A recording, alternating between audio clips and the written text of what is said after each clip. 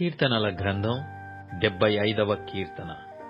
దేవా, మేము నీకు కృతజ్ఞతాస్తుతులు చెల్లించుచున్నాము.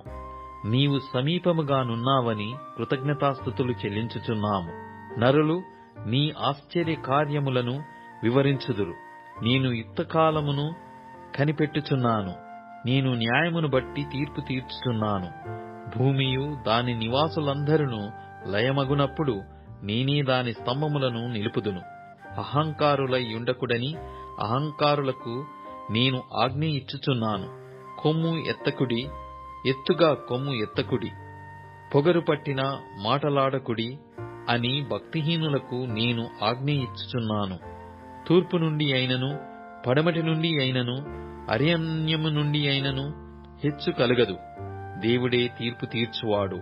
ఆయన ఒకని తగ్గించును, ఒకని హెచ్చించును. యెహోవా చేతిలో ఒక పాత్రయున్నది, అందులోని ద్రాక్షారసము పొంగుచున్నది. అది సంభారముతో నిండియున్నది. ఆయన దానిలోనిది పోయుచున్నాడు. భూమి మీదనున్న భక్తిహీనులందరూ మడ్డితో కూడా దానిని పీల్చి మ్రింగివేయవలెను. నేనైతే నిత్యము ఆయన స్తుతిని ప్రచురము చేయుదును. యాకోబు దేవుని నేను నిత్యము కీర్తించెదను. భక్తిహీనుల కొమ్మలన్నిటినీ నేను విరగగొట్టెదను. నీతిమంతుల కొమ్ములు హెచ్చింపబడును.